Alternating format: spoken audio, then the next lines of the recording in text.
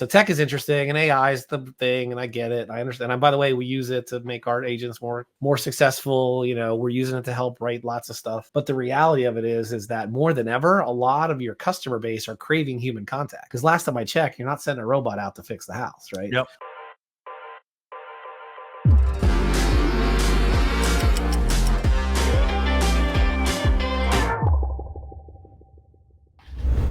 Hello, everyone, and welcome to another episode of Home Service Hustle. I am your host, Jonathan Bannister, and today I'm with a new friend of mine, Bryan Durkin. Bryan, thank you so much for being on the show. Awesome. Thanks for having me, Jonathan.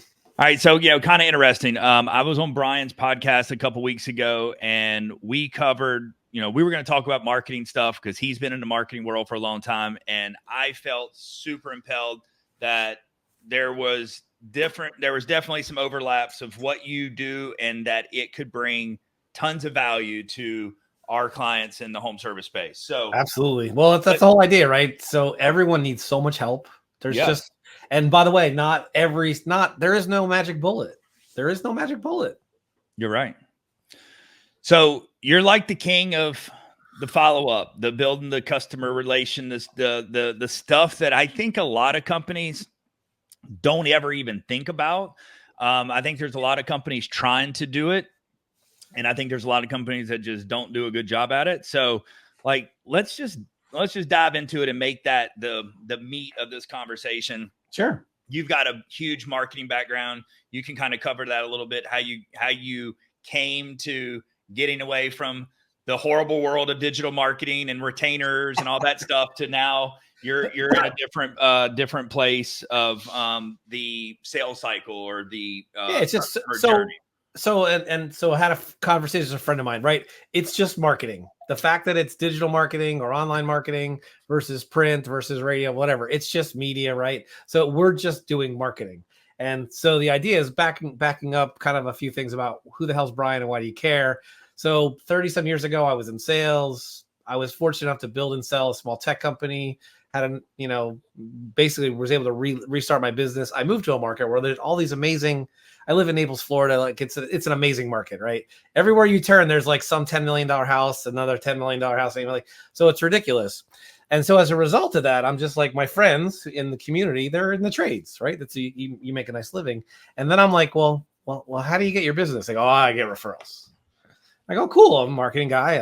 I like automations. Jonathan and I talked about tech. So we're like, oh, cool. Well, is it a funnel thing or whatever? And they're like, and they have no answer. So the reality of it is that they have a referral system that's ad hoc, and they might as well just put a sign up in the mall that says, I build multi-million-dollar homes. Do you need a multi-million-dollar home? And do you have a $3 million budget, right? Signed into it and hope that you stumble across somebody. And you know what? For some people, that's okay. But for most of us, right? So for what you guys do, which is why I kind of threw my hat in the ring going, anyone who creates the opportunity to have a conversation, those folks are gold. Like you have to realize and you know this because if you're listening to this, it's hard, right?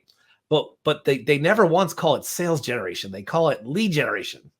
And so what I found is, and that's how we ended up falling into this niche, because when I still consider myself a sales pro, right? So the riches are in the niches. Yeah, that's great. But the killer's the follow-up, right? And it means different things for different people. You don't need to build a complicated funnel first. So if you're just starting out, you're trying to get to 1 million, right? Or whatever the number is, right? 500,000, 1 million.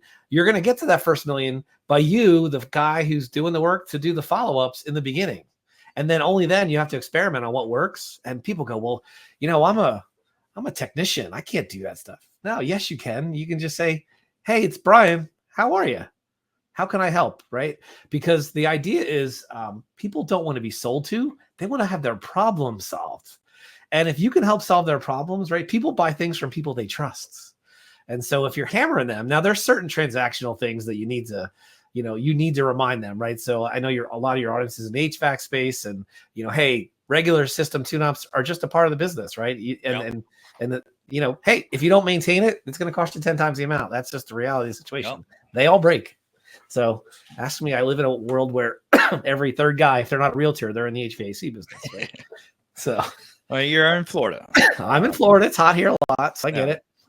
My friends in the business say, please, if you're going to if you're going to ask for friends and family discount, can you do it in the winter time? And you can do it when it's not in the middle of the season, not when it's hot as shit. So anyway, but so I think the reality of it is that having a simple follow-up strategy, right, for all the conversations you have, can be incredibly, one, it's rewarding because you're just being you. You don't need to become a method actor. You don't need to go to sales training. You don't need to worry about scripts. Just be yourself first, and then get help kind of with the science. I call it the art and science. So the science is, hey, follow up 3 times. Don't just follow up once, follow up at least 3 times, probably 5 times. And the window would be, maybe it's in 1, 3, 6 months, whatever the time frame is, whatever you're selling. The lower the dollar amount, the quicker together, because they're going to make a decision quickly. Because some people, a $300 or $500 decision requires the same level of effort as a $30,000 or $50,000 car purchase, right? So you just don't know that. But as you know your industry, right? If you're a painting contractor and you're doing bathroom remodel, 3-bedroom paints, and they're $1,000 specials, you don't need to follow up 10 times. You need to follow up 2 or 3.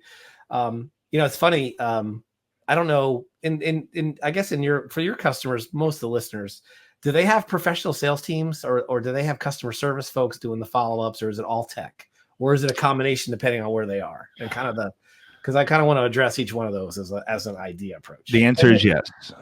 The answer is yes. Yes. Right. My business is different. So they have all the above, right? I think it's almost new. And I say it's almost new because there are some companies, oh yeah, we've been doing this rehash follow-up thing for a long time now. And it's like, some have, and it's almost, they go, but it's been part of our business forever. But now it's just been this cool thing that people realize that they've been leaving a lot of damn money on the table. So now they're trying to utilize tech. For the last few years, it's been utilizing heavy on tech. And they work. Then they've seen, well, we are bringing in some level of those monies back into the business. But what if we had another layer on it where we were actually using a human to do this customer service follow-up? Now I'm talking to a lot of people in our space, and they feel very strongly. I did a podcast recently with a guy, and very strongly that, there's a lot of different roles. Like you have a customer service representative that may take complaints or people asking questions. Something's broken. Your dispatcher is a completely different person. And Correct. You want them to be very skilled at getting that person through the process of getting it booked and confirmed. And so when you try to tie up a really good dispatcher with handling customer service stuff, they're going to spend a lot more time with customer service. Those calls tend to be a whole lot longer than someone booking an appointment. And then you've got the follow-up or the warm, fuzzy phone call after. And so some companies, unfortunately, are trying to use one type of person to do all of these. And I think it's the wrong path. So it is the wrong path, right? So the good news is, if they're doing that with one person and they're doing something, they're better off than most, because most are doing nothing, right? Correct. So the reality of this is so if you're doing that and you have some success, tip the cap. But you want to get to the point where you have, the term we use is hunters and farmers, right? So if you're the hunter, your job is to bring in the game, right? Your job is to bring in the meal for us so that we can hunt, so we can live today, right? And then you want to have this farmer combination that's cultivating those that don't eat. So, and you know the math, right? You bring in 10 leads an hour, 10 leads a day. Not all of them are going to be book jobs, right? Maybe the number is going to be, if you're good, 5. If you're not good, maybe 2. But the reality of it is if you're doing your attraction methodology right, maybe 8 out of 10 should be pretty good resources for you to have in the business. But remember, not everyone buys. Dan Kennedy is a guy. If you listen to my podcast, you'll hear this guy talk over and over again. All hail Dan Kennedy. All hail Dan Kennedy. It's all the money's in the follow-up, right? So if you think about going back through time, so your grandparents and my grandparents, bought Miracle Ear. And Miracle Ear was, if you guys don't know what they are, they're hearing aids. You can Google it, right? For those of you listen to it, you can Google it. People need hearing aids. They're very expensive. And some of these companies have a predatory style of selling. If you've ever been to a timeshare seminar, that's the technique they choose. And so Kennedy taught the Miracle Ear people, says, listen, and they were only selling 1 out of 10 people in the door. So imagine as a sale, imagine you're only getting 1 out of 10. You're spending money to get it in the door. In those days, it was mail or ads. So again, it's just media. You're setting an appointment. You're going in to see a closer, to use today's terms, and they're 1 out of 10. And Kennedy basically created a series of follow-ups. In that case, it was mail letters and phone calls to all the people that came in. And the close rate went from 1 out of 10 to 4 out of 10. Now, if you could quadruple the amount of closes in your business by sending out 3 emails and a phone call, as opposed to text messages. Now, I get some people might like text messages, but again, more transformational conversations don't happen over text, right? They ideally happen between human and human. You have this opportunity to like really understand, and then you can understand, hey, well, I can't do it now because my car broke down. My kid's graduating college. This is an important thing, but I'm going to stumble by till it's broke out. And then when they come back in the buy cycle again, you're number 1 in the list. And then obviously, so then there's that warming part of it. And then using technology and using newsletters to nurture. Oh my God, you're in heaven. But it's, oh my God, you're saying, Jonathan, that look on your face. That looks hard. It doesn't have to be hard. Like it doesn't have to be, and it doesn't have to be complicated because it has to be simple first. And then because we marketers, we love to complicate shit to the nth degree, excuse my French, but we love the multi-channel. We're going to do this, we're going to do that, which is in a lot of cases is extremely effective. But you got to start with 1, then you go to 2, and then you get 4, and then 6. So once you learn the ideas of, hey, what does follow-up feel like? Then you can train and hire the right person. So is that a formula that you feel? I was writing down the 3 emails, 1 phone call. So is that a formula that you feel is just? So we tend to see that as the kind of the bearing point, because you want to get one. If you contact someone once, the likelihood of them responding is pretty low. If you contact them 3 times, it's going to be higher. We found 4 to 6 is ideal, right? And then here and so I use terms emails and phone very succinctly because they probably. Let's just go through the typical day in the life of a digital marketer in the HVAC business. They filled out a Google ad, they filled out a Facebook ad, right? That's your inbound strategy for a lot of customers, because what do? HVAC near me kind of stuff, right? So by the way, it's a fantastic strategy. So they get emails and they may get texts. Well, 1, do they get a phone call, right? Or, hey, are you okay? Is this an emergency? Can I help you? I don't know what the pattern interrupt strategy is, but you can certainly train, hey, are you okay? If this is an emergency, I have a story about that in a second. And then the emails that follow up. And then in a perfect world, you drop them a letter. Hey, 5 questions to ask before you hire any HVAC contractor in Naples, Florida. So now you've touched them in 3 different media. And that's harder than it sounds. But if you do it on a small scale, it's easy. You can send if you're a small man operator, you can send 3 touches in a phone call. Right? Just do it first. You have to be disciplined. Do it first thing in the morning. You have a standard letter, right? So again, it's how to, they say, Robert Gilson wrote a book, How to Go Slow to Grow Fast. Right. So it's one of those ideas, go slow to grow fast, because again, multi-touch, multi-channel is the most effective. And there's a reason why it's hard to do, because it's hard to do. And one is you need people. Right. So tech is interesting and AI is the thing. And I get it. I understand. And by the way, we use it to make our agents more successful. We're using it to help write lots of stuff. But the reality of it is that more than ever, a lot of your customer base are craving human contact. Because last time I checked, you're not sending a robot out to fix the house, right? Yep. So whatever that connection you can create to your brands, to your business, to your techs, to the people in customer service, right? And then I always tell people what I say. Are you okay? Can we help in any way? I mean, that's the most disarming concept, because if you're trying to sell, right, people, that's a you go to a car dealership. What do I have to do to get you in a car today? And the industry is ripe for change. Look at Tesla, right? They're doing what Saturn did in the 80s. Hey, we don't haggle.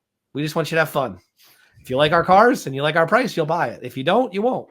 That's it. Tesla has the same mentality, right? There's no, well, let me get you into a warranty today. No, you just go into the dealership to test drive it and see if you fit.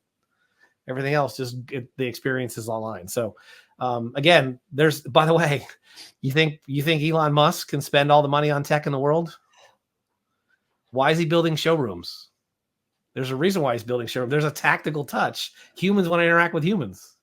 And I think as we go through this transformation, we're in a transformation, right? We're in what do they call it? A paradigm shift.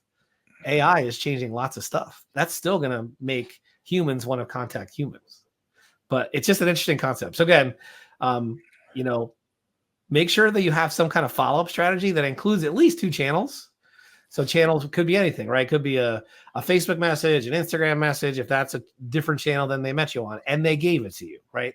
You don't want to chase them down like the pursuit method, like, the guy at the car dealership running around the parking lot on a Sunday. A couple of years ago, my wife and I were looking for a car. We had no idea what we wanted. So we did what some people do, which is go to the when they're closed, look in the windows. Do I like these or not? And some guy was chasing us around the parking lot, literally, because he came in. He figured he could find some ups on Sundays when they're closed. I just laughed. I was like, and he was literally running after me. I'm like, thank you for giving me fodder. It ended up in my book. Thank you for giving me fodder for my book. That's called the pursuit strategy in sales. You are pursuing somebody, right? So anyway, so that's the takeaway. Multi-channel, multi-touch that is the killer strategy. And you say it's like a lot of people say, like, that sounds hard or time consuming, but I think when you put it the way you do, it's like, it's got to be a little bit of laziness in there as well, because if we're saying 3 emails, 1 phone call, like, well, 3 emails can be on automation using tech. Yep. So you basically got 1 phone call you got to make. Yep. Well, people think it's hard because they go, well, and the deal, like, so if you're getting 10 leads a day, that's 50 a week, that's 200 a month, you're closing 20%. What do you do with the rest of them? Right. So those are still valid inquiries. So you have to balance, and at some point you'll get some scoring, right? To make it more complicated, that makes sense as a marketer, is you want, hey, if they give you more information, they have a higher probability of closing. So we're going to have more human touches because they're going to be more likely to turn into dollars. But if they're not opening emails and they're not responding to anything, you don't know what they are. So maybe they're going to have less touches by humans, but they're still going to get one. But if you're sending an email and you're telling them to go to your website and check on 3 things, and they're checking those 3 things, wouldn't it be a whole lot better for the rep saying, hey, this is Mary from Bryan's HVAC. I saw you wanted some information. I saw you've been checking out our website. Is there anything I can help you with? Are you lost? Because again, it's, if your clients are being curious, be their answer, right? Because then all of a sudden you're not selling anymore. You're just helping. And it's a whole lot easier to close when you're helping than when you're trying to sell. So you mentioned something that I found really interesting. You said, one of the pieces of the content touch points that could go out, 5 questions asked any HVAC company that's in blank city. What is the theory behind that?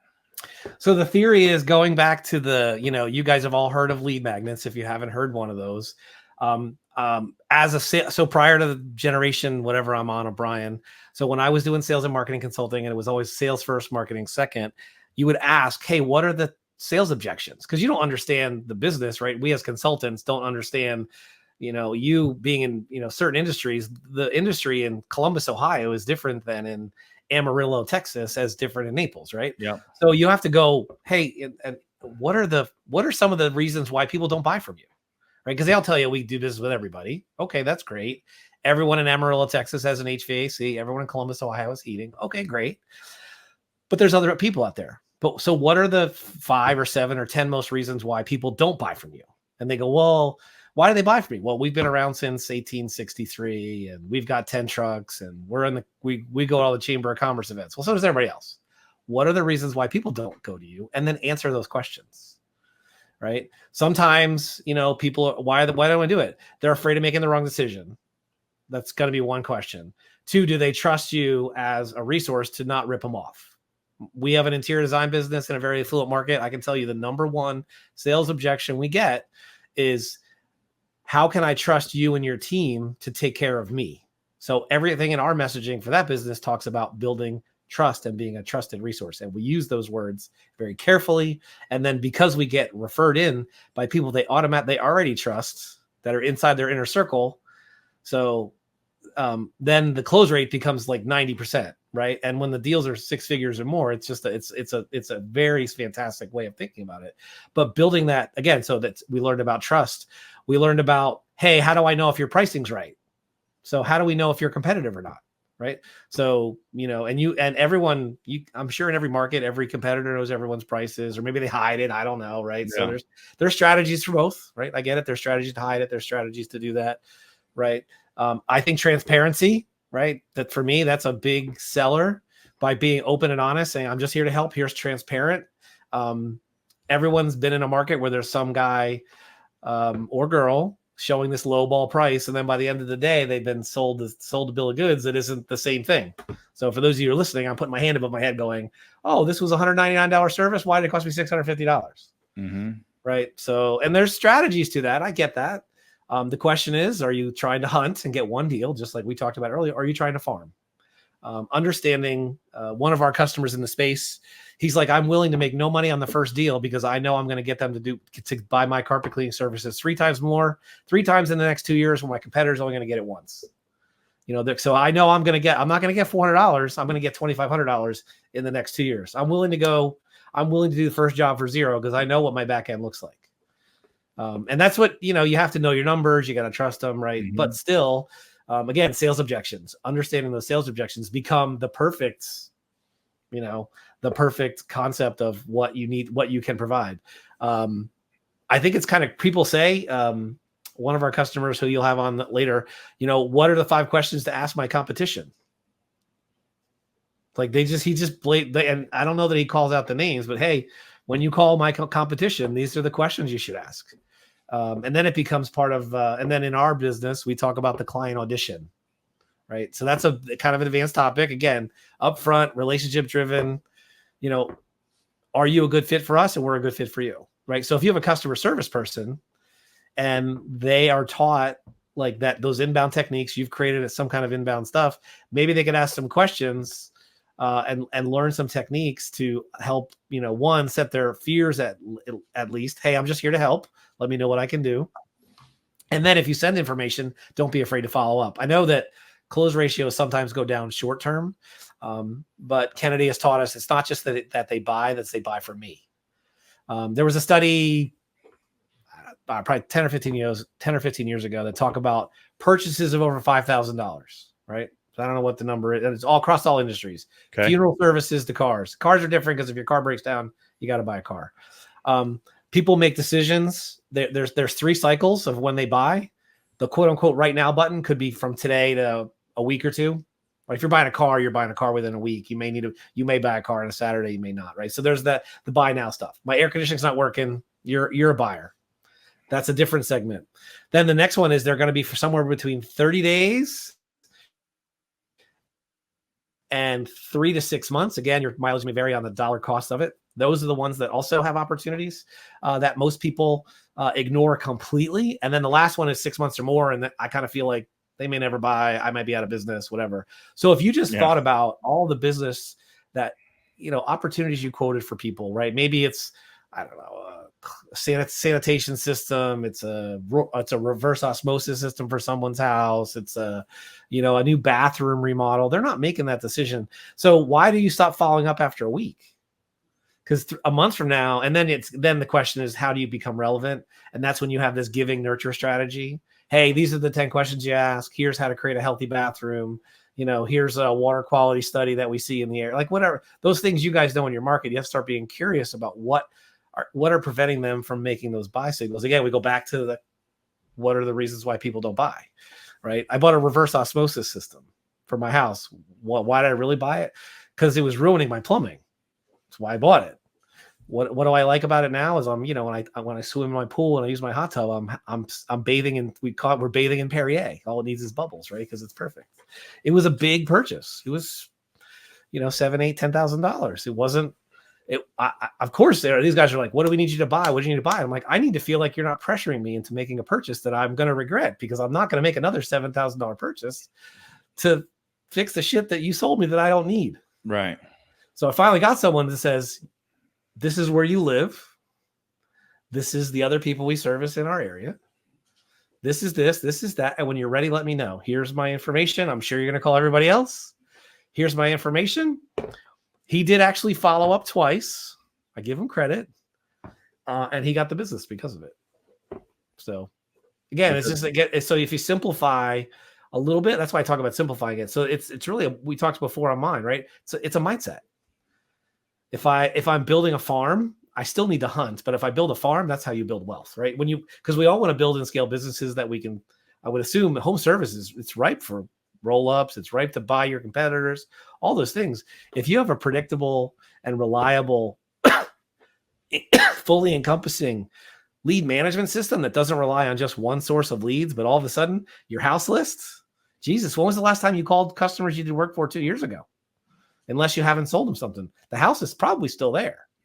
Are they the same people? Did it get sold? Did you sell them a welcome kit? Like, I don't like, so there's a million, again, that's what I love about home services. And there's literally millions of ways, but it all starts with the follow-up of when you're ready to buy from me. Kind of the concept behind it. I'll share this later on is my book Stuck on First is I talk about how to build it's called the 9 positions of a player-ready business. And when I wrote it was about 5 or 6 years ago, I was really more coaching and helping people because and if you don't have a coach, you're not in a mastermind, you need to get into one, right? Some way, shape, or form. It doesn't matter if they're in the same industry or not.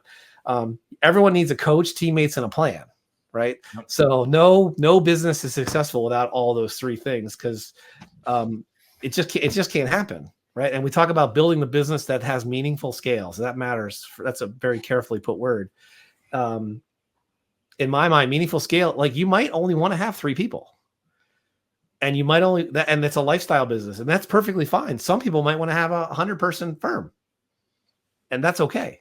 That's a mindset shift of like, how do we create the mindset where because you can have a 3-person business and make money. I can tell you that right now. My wife and I, we have a 3-person business. It does great.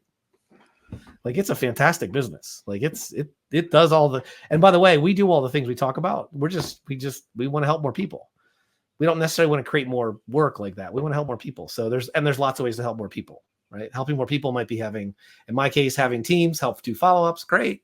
But also doing the right follow-ups, not just hammering them with text messages. And it's funny because now with some of these new technology are out there, someone did suggest feeding that into Chat GPT and then responding to that to drive their text costs up to keep them from texting you. So I thought that was funny because they're paying for the inbound text and the outbound text. So you didn't hear that from me. You might want to edit that out. So anyway, what are, thinking of some of these home service companies, what would be, what do you feel the outbound calling strategy should look like on the follow-up? What should the tone of the conversation be? So the start out with is I think there should be, so let's assume the job's booked, whatever it is. You're putting a screen in, whatever. There's a pre-day call for sure, right? And then immediately after done, you do some kind of quality assurance call. Some type of, hey, I know Joe was there yesterday. Is everything okay?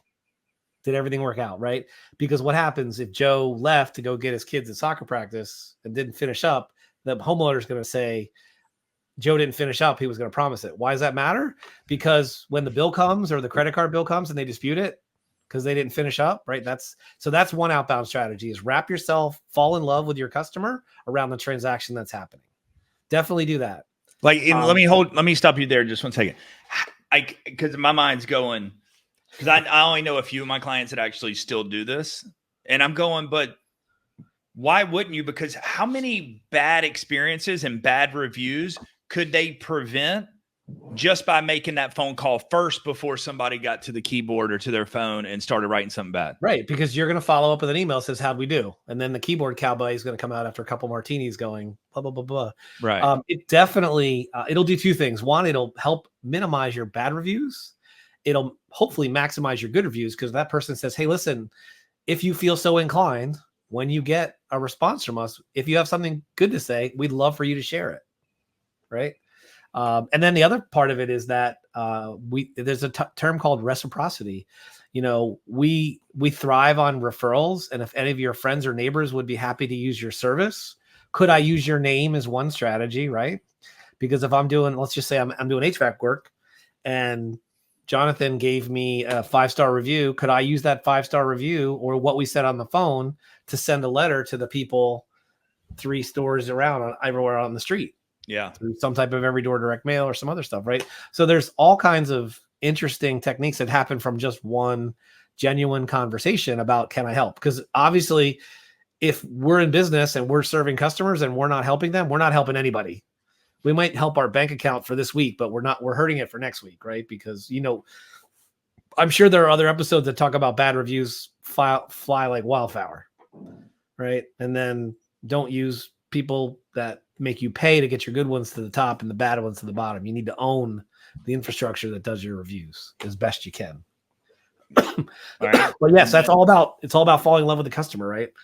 And if you're everyone up and down the food chain falls in love with your customer and shows that at every level. One of my customers he's an industrial distribution, leftover legacy customer from my marketing days.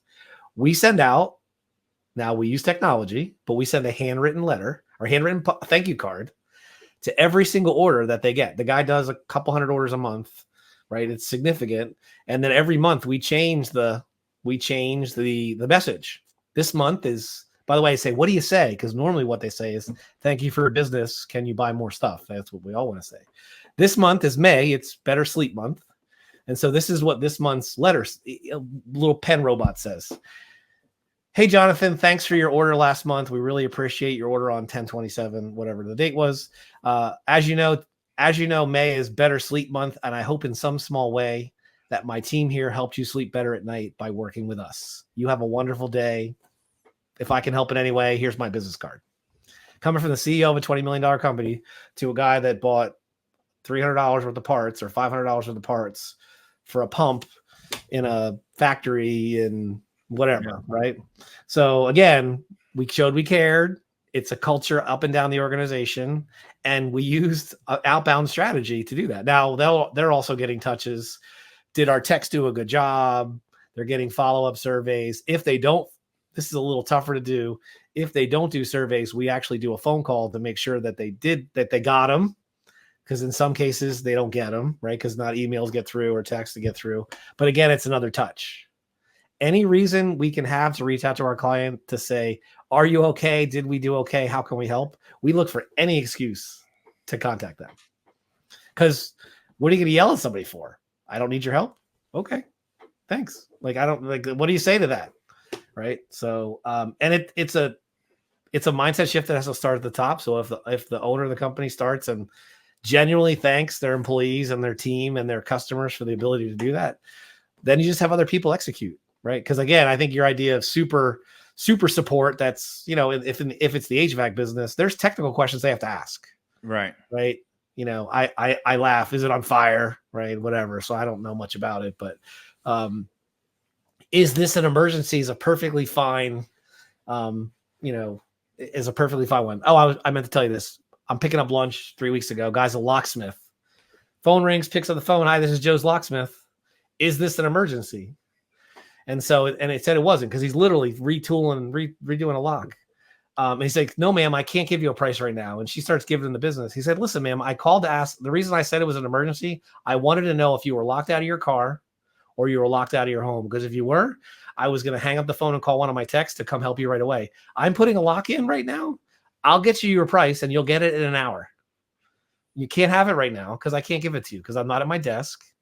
And I mean, what an amazing strategy, right? And and he was being honest. He answered the phone. Congratulations. Answer your phone. By the way, if you ever want to have some fun, call your competitors and see who answers the phone. Maybe the HVAC business, it's more usual because they do that. But in a lot of other home services businesses, up to 90% of them don't even bother answering the phone that you guys put into Google business profiles. I mean, just imagine that. Plumber near me, and they don't answer the phone. I know. Like, I've done countless. We made 5,000 phone calls to do this. This is our own study. This is not, we called 5,000 people between December 15th and February 15th, 5,000 dials on my own dime. 3 different industries, all different times of day. Our total average was almost 14% of the people we talked with actually answered the phone. The craziest number was 22%, almost 25% of them had no way for us to leave a message. So no voicemail, no nothing. The phone just rang and rang and rang and rang. So talk about opportunities, right? Why does that matter? Follow up. I mean, think about it. That's your competitors, guys. They're not even answering the phone. So if you just follow up a couple times in a nice way, you've already set yourself way above standard. Mm-hmm. Way above standard, right? I mean, it can be anything, right? You can just follow up on a quote. Did you get it? Like, because email's not reliable. One of my clients sends paper emails. He has 100%. He says, I have one email that has 100% open rate. He prints an email, sticks it in an envelope, and puts paper email enclosed and puts it as a rubber stamp. And he mails it to people. And he has 100% response rate. I finally got, I mean, think about it. If it's an important enough thing. Like, so yeah, there's all this strategy. As digital becomes crowded, right? There's lots of regulations we have to deal with as far as what we can say, what we can't say. Last time I checked, there's nobody regulating what goes in their U.S. Postal Service mailbox. So don't be afraid to add that to your channel. Again, thank you cards are the best examples. That doesn't require anything other than going to the supermarket and buying a bunch of thank you cards and saying, thank you. Thanks for your business. Here's 3 cards if you want to share with a friend, whatever. And Bryan, as I'm sitting here thinking through like all this amazing stuff you're saying, and I'm writing it down because I want to use some of these strategies for my clients. And I'm going, why don't more and more people do this? And I'm going, wait, I mean, I know there's costs associated with some of this stuff, but I have clients that have blank checks that will say, I'll do anything to give it a try. But I'm going, well, I've got a resource to do the handwritten cards and stuff and letters. And I'm going, but like, why don't more do it? And I'm thinking that it's because they don't feel that there's a true impact or a return that's going to come from it, because I don't think it's one of those things that you see instantly, but like, I think there's definitely something that you can't really put a dollar amount to of how you make somebody feel. And that reading a personalized handwritten card just to say, thank you, or I hope that our team allowed you to be able to sleep better this month. And there's no sale, there's no other call to actions on it. Like and look, and you're not going to have someone necessarily call you and go, thank you, I received your letter, I appreciate it. But like, it made an impact. And you got to realize that's the kind of stuff that people go like, this is the kind of company you want to do business with. They're good people. We this one client we work with, so they're industrial distributors. They sell parts and do service. One strategy we put in place 18 months ago was for every new contact at a new customer. So someone's new. So let's just use an HVAC. It's a new homeowner to an old system. You're going to introduce yourself. Hey, hi, this is Joe calling. I was the one that I did your last service. Congratulations on your new home. Imagine if you got a congratulations on a new home from the company that did the HVAC service for the previous owner.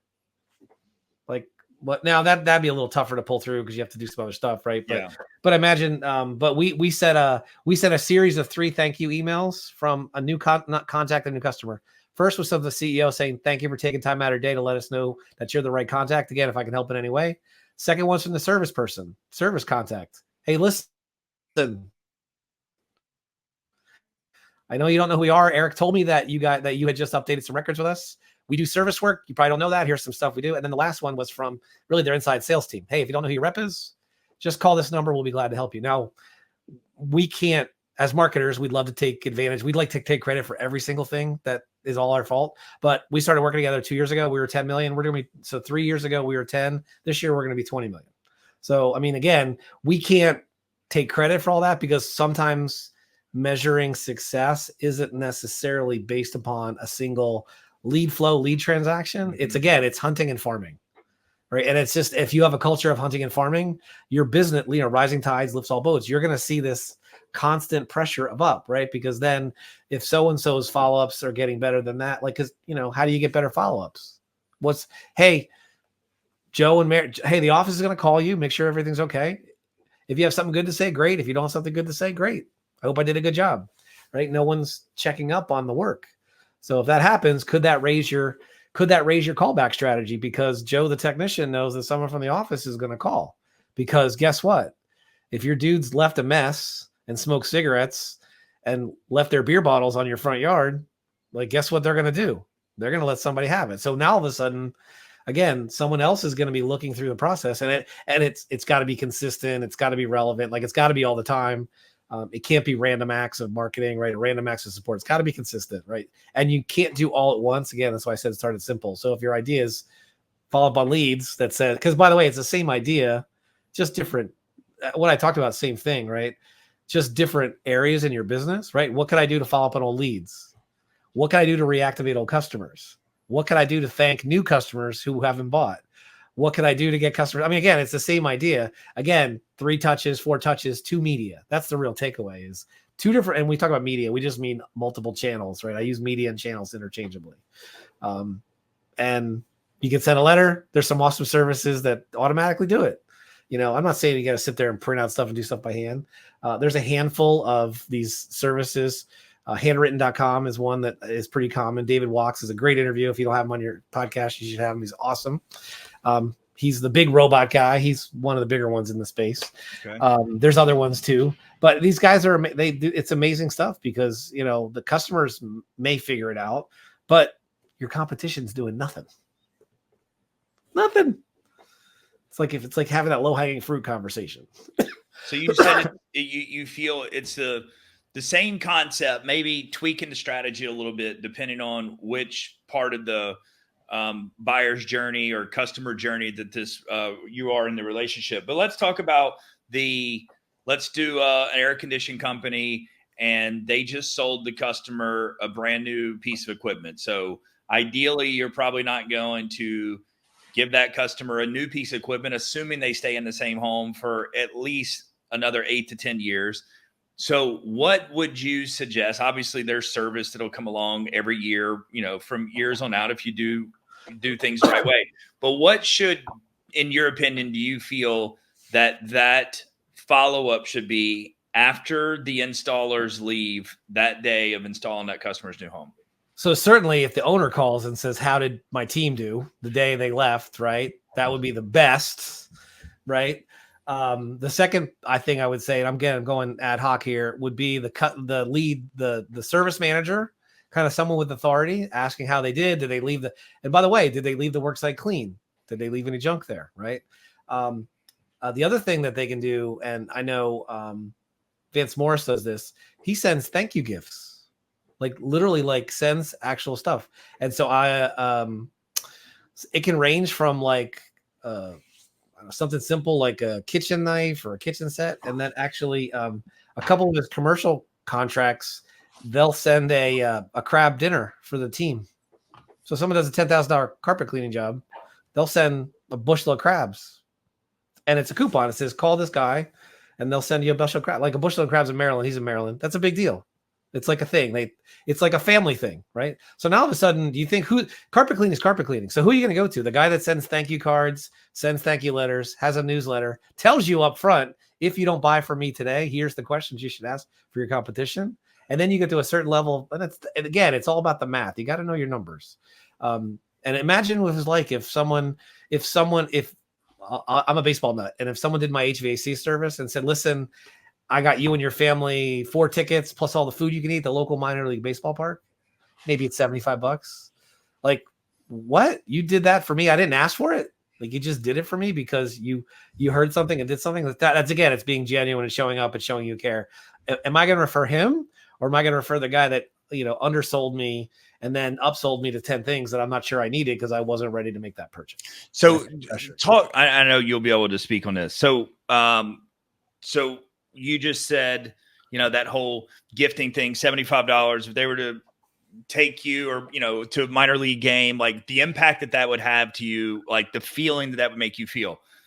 Now, talk about the other side of that, where you see these companies, look, some of my clients have done it in the past, where it's like you're coming from the offer, where it's like you're giving some type of gift if they purchase. It's a completely different feeling, where it's like, well, if you get a new system, you get 2 cruise tickets to some cruise.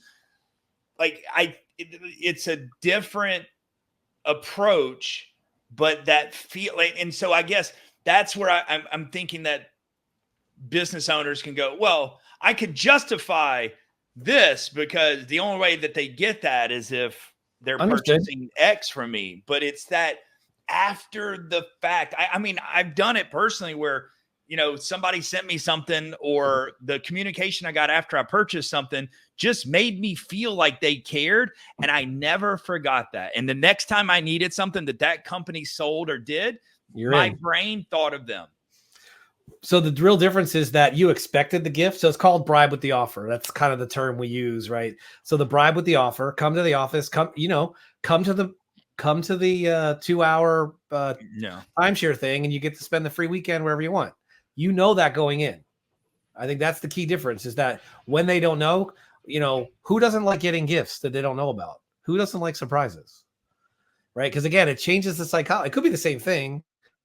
Again, it's all back to the numbers, because if you're giving a bribe with offer, all you're doing is making your lead costs go up. You're still not, your close ratio may go up a little bit, but may not. I heard someone, I spent a lot of time in the insurance industry, and I talked to someone, he was the CIO of a major carrier, and we were talking about these promotions that these sales and marketing department. He goes, never change the bottom line year to year. He goes, I can tell you, I did it for 30 years.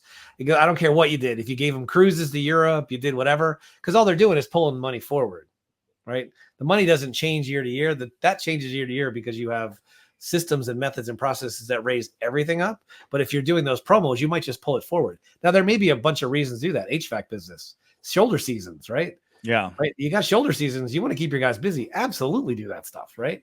Hey, you're not sure you want to do this? Then XYZ, right? But it all goes down to, we love gifts. Like, we're humans. Again, back to the human thing. Who doesn't like cool stuff?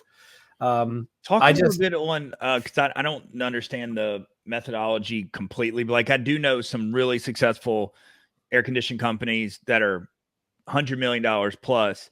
They take this approach where their trucks and vans are like equipped with lawnmowers or weird things, to where if they're at a customer's home and they see something that they could do, they just do it. If it's an older, woman or man, that they're going to say, like, is there anything that you've been needing help with, any furniture you need moved around, because we want to take care of that while we're here. But what is the science behind that? So again, it's back to unexpected results. I did not do this. I heard about this in one of my seminars, that somebody that owned a landscaping business carried around white paint. I said, why did you carry around white paint? He goes, I paint mailboxes. I paint mailbox posts. I'm doing work on the street, and if I see their mailbox posts, I just paint their mailbox. I go, and we're going, well, is that brilliant? He goes, yeah, because who's going to yell at somebody for painting the mailbox? He's like, now, if there's letters there, I cover them up. And they go, what are you doing? Oh, I'm just painting your mailbox. Well, why are you doing that? Oh, I'm doing work for the Johnsons and the things next door. And your mailbox needs to be painted. So I thought I would do it. How much does it cost to have a tech someone paint a mailbox? Was it 10 minutes, 15 minutes? Right. How much is a gallon of white paint? 30 bucks. So what does it cost them? $15? Would you pay $15 to get let's just use a lawn service, to $800 a month for $5,000 a year? Would you spend $15 to get $5,000? I don't know about you, but that math works. Yeah. How many could you do?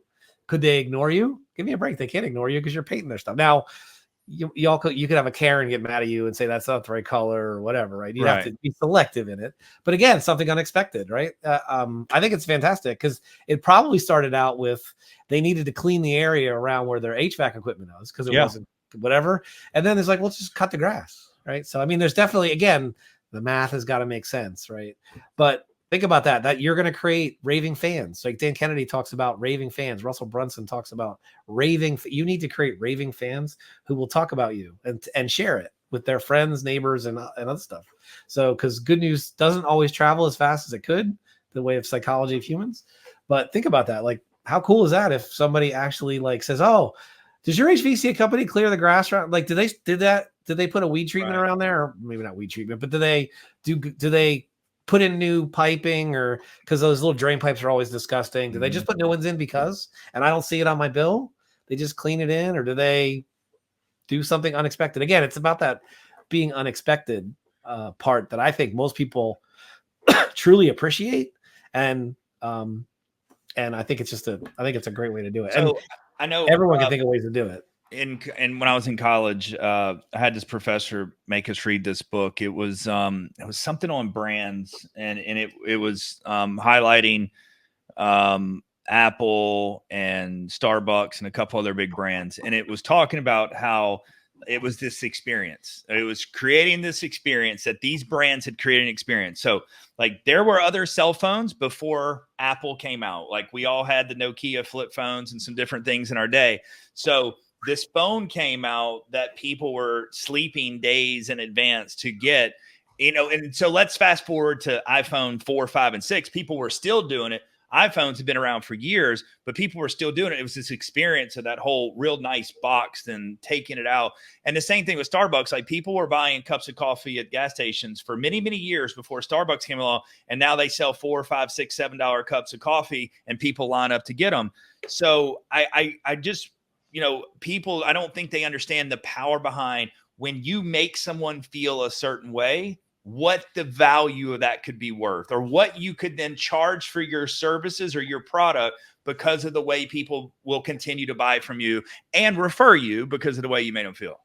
Exactly. So one thing, mentioning Starbucks, right? Starbucks has kind of lost their way. Starbucks has gone from, we want to be your third home, to we want the homeless not to be here.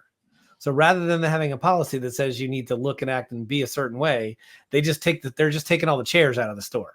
I went to go have a meeting at Starbucks, and there was 4 chairs, and the store was huge. I was like, well, this is kind of a waste because they've lost their way, right? So that's kind of that's the negative. I will tell you, one of my mastermind members and a friend of mine, he's a financial advisor, and there's probably 1,000 financial advisors. If he swung a rope around his head, this is what his customer appreciation event is. So you could have a customer appreciation event.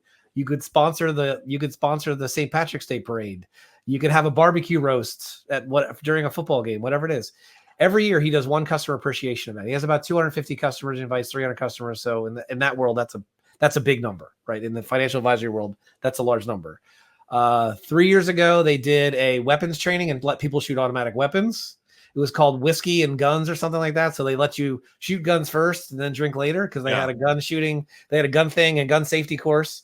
They had field safety officers for men and women to do careful stuff. So they brought pros in, and then they had a whiskey tasting and barbecue. This year they had a crab festival. So they had some local country band come in and do country stuff, country music, and had a crab festival. And you were allowed to you were expected to bring 2 guests. Hey, listen, Joe, you and your wife are invited, but the whole reason for this is we want you to share what we're doing. So here's 2 more invitations for 2 more of your friends to come with you. And I think the last meeting we said, so this was back in October, kind of a fringe season, not busy before it gets the holidays, not crazy summertime travels. He invited 250 people, 180 of them are local.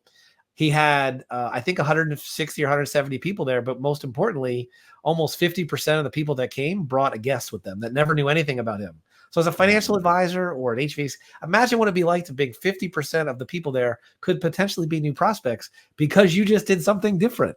No kidding. I mean, like McKen, oh, well, anybody can do that, but he did it. That's right. What I'm saying. He did it. Now, that's his marketing for the year, by the way. Like, that's his marketing. Like, that's his thing. So sorry, Joe, or sorry, Jonathan. It's like a thing. But so everyone, again, it's all different stuff, right? So you could, in my town, the local ice cream place does an Easter egg hunt every year. Free Easter egg hunt, no questions asked. They do it in 3 places. And you go there, and there's got to be 5,000 kids chasing Easter eggs all over these parks, all over Collier County. Guess where everyone goes for their ice cream cakes for their ice cream party? Because they remember how that made the joy that they saw in their kids' faces. And the company's not asking them. Maybe they even, in some of the eggs, they could put in, free ice cream or buy one, get free, whatever. But like, at the end of the day, when you just make someone feel a certain way, they're going to buy from you. Hey, Bryan, I know I'm on a clock here. Yeah, so I know go. We're getting close to the end. I want to thank you so much. I'm definitely going to have you back because you and I could talk about this all day long. And at the end of the day, it's so much value to every business owner, but especially in the home service space, because I feel like they're just not doing a great job at making people feel really special and warm. And we get to I laugh because some people have to go to work on Monday, and I get to go to work. I have an opportunity to serve, so I think again it starts at the top. So thank you for letting me be a part of this with your podcast family. So it was awesome. Thank you so much, and I will have you back. Have a good one. Thank you so much. You be good. I gotta go. See you. See you, man. Bye.